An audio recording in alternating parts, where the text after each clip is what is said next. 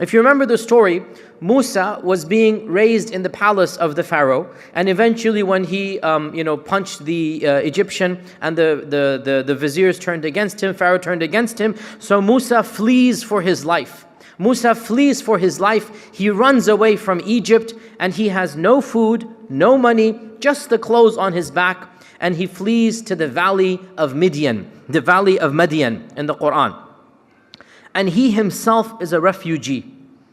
He himself doesn't even know where he's going to go. And imagine the fear, the panic, the uncertainty that Musa has. When he gets to the valley, as the Quran tells us, he sees a well that was surrounded by shepherds, jostling, shoving with one another, trying to feed their flock. And as the Quran tells us, there were two ladies with their flock away from the crowd. So he goes to them and he says, "Ma khatbukuma, what is the matter with you?" قالتا, they said, "We cannot feed our sheep until the rest of these men leave. And by that time, there's hardly going to be any water left. And don't blame us. We don't have any money to hire a servant, and our father is very elderly." Musa, as we know, volunteered to help them out. Here is where one of those micro butterfly effects is taking place. Musa himself is a refugee. Musa himself has no money to give them. He can't donate anything for them, but he donates the one thing that he does have, and that is the sweat of his brow. He's physically strong.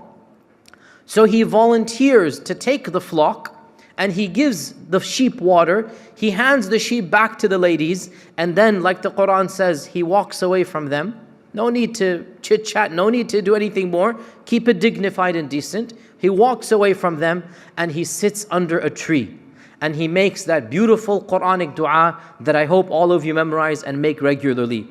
قَالَ رَبِّي إِنِّي لِمَا أَنزَلْتَ إِلَيَّ مِنْ خَيْرٍ فَقِيرٍ. He said, "Oh my Lord, I am a beggar to any good that you can give me. I'm a faqir, I'm a beggar. Any good you can give me, I would love it." What happens? Musa alayhi salam did one act of charity. This is the butterfly effect. He fed goats and sheep. That's the good deed he did. Or you can say he helped out two ladies that needed to be helped. But how was the help? To feed goats and sheep. What was the impact of that good deed? What happened? Subhanallah. Within a few hours, one of them comes back. She's embarrassed, she's shy. And she says, "My father is inviting you. He wants to thank you for what you have done."